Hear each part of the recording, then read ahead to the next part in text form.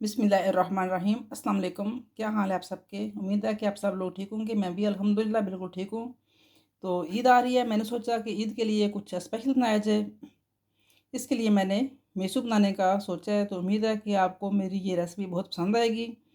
इसके लिए मैंने इस कप को फॉलो करते हुए जो आप देख रहे हैं, ये हाफ़ कप मैदा, हाफ़ कप बेसन है और जो बटर पड़ा हुआ है इसको मैं गर्म कर लूँगी। इसको भी मुझे 1 कप ही चाहिए। आगे फिर इसको यूज़ करेंगे तो पता चलेगा कि कितना यूज़ होता है, लेकिन लेना हमने इसमें ज़्यादा ही है। जो चीनी होगी वो आपने पूरा फुल कप नहीं लेना, फुल कप से थोड़ा सा कम लेना है। यहाँ तक ऑलमोस्ट चीनी होगी। तो आइए स्टार्ट करते हैं। इसके लिए जो ड्राई फ्रूट्स हैं वो ऑप्शनल हैं, वो आप यूज़ करना चाहें तो कर लें, वरना ना भी करें तो ठीक है। कुछ मैं सफ़ेद इलायची ली है। तो आगे स्टार्ट करते हैं। बटर को मैंने गर्म कर लिया है। चीनी मैंने इतनी ली है, आप भी देख लें, यानी कि पूरा फुल कप मैंने नहीं लिया।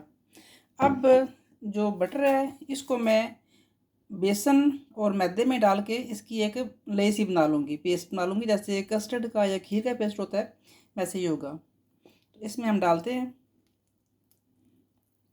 हो सकता है कि इसमें जो बटर है जब बनाने का अमल शुरू हो तो 1 कप से ज़्यादा भी हम ऐड कर सकते हैं। वो तो डिपेंड करता है कि जब बनाने पे आएंगे। तो बेसन और मैदे में बटर जो मैंने गर्म किया था वो डाल के मैंने इसकी एक पेस्ट बना ली है।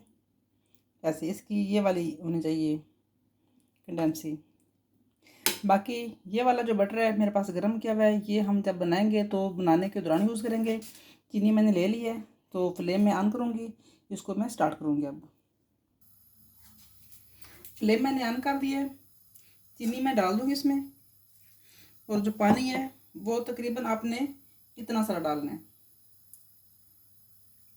बहुत कम पानी डालेंगे। इसकी अब हम सिरप बना लेंगे।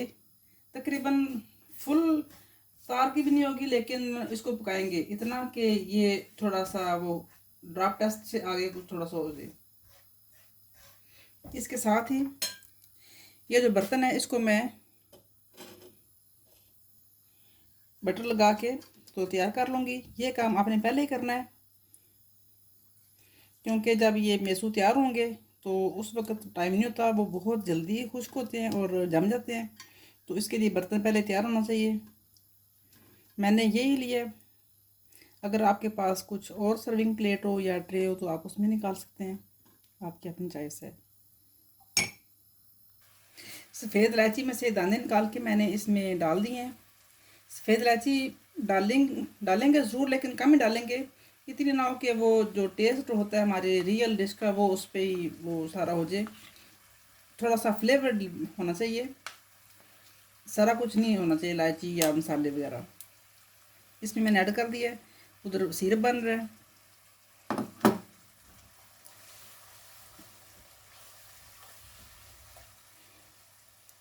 मेरी यही कोशिश है कि आसान और सादा तरीक़ा से आपको ये बनाना सिखाऊं।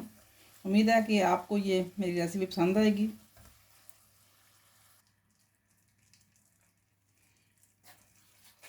शीरा मेरा रेडी हो चुका है। अब इसमें मैं डाल दूंगी बेसन और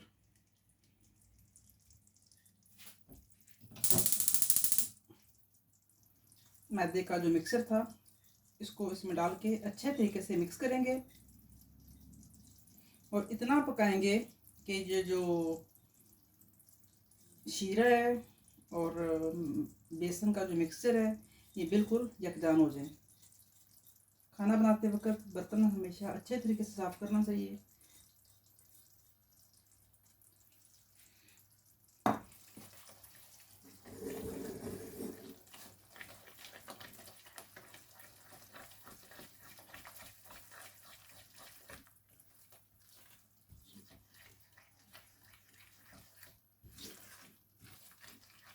अभी मैं इसको पकाऊंगी जब तक कि इसका कलर चेंज नहीं हो जाता। कलर इसका चेंज हो गया। अब इसमें थोड़ा सा मैं बटर ऐड कर दूंगी।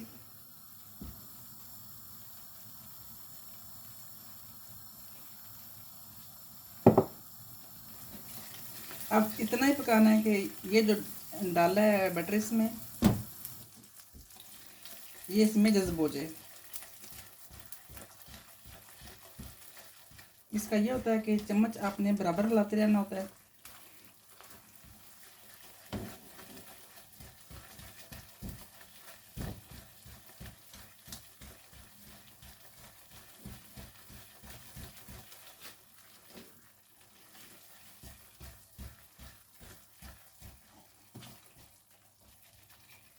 ड्राई फ्रूट इसमें ऐड कर देंगे।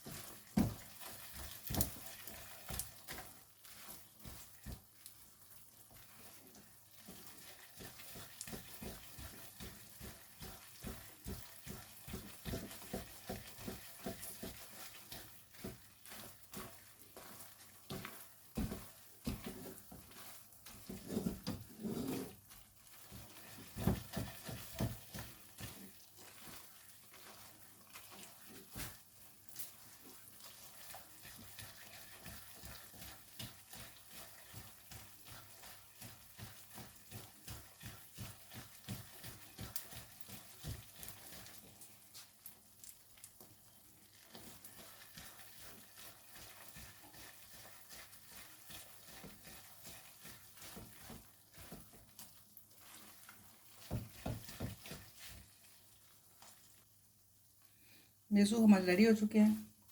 इसको मैं ऐड कर दूंगी इसमें अपनी सर्विंग डिश में। दिखाती हूँ आपको इसकी फाइनल लुक। इसको ज़्यादा मैं ऊपर से प्रेस नहीं करूँगी। इसकी यही लुक जो होती है वो अच्छी लगती है।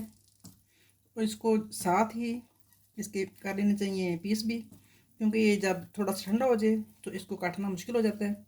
उम्मीद है कि आपको ये मेरी रेसिपी पसंद आएगी। पसंद आए तो लाइक और शेयर ज़रूर कीजिए। दुआ में याद रखिए। अल्लाह हाफिज़। मैं भी आपको दिखाती हूँ इसकी फाइनल लुक।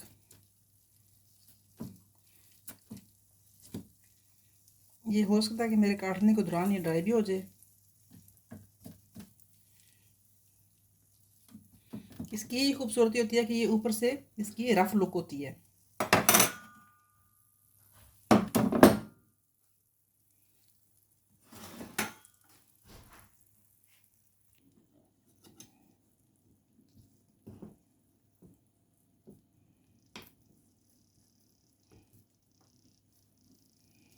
ये आप देख सकते हैं कि ये साथ ही जम गए हैं।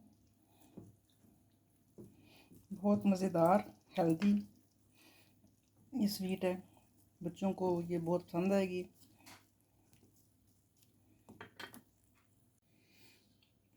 ये मैं आप निकालने लगी इसमें। ये आप देख लें कि बहुत आराम से, बहुत अच्छे तरीके से ये टूट रहे हैं।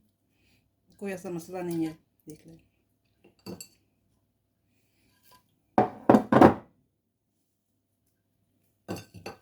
बाज़ार ये बहुत सख्त होते हैं, लेकिन बहुत नरम और बहुत मज़ेदार होते हैं। और यही इनकी खूबसूरती है कि ये ऊपर से इनकी लुक रफ आए, वरना इनको दबाने से इनकी शक्ल बन जाती है, लेकिन इनकी खूबसूरती यही होती है।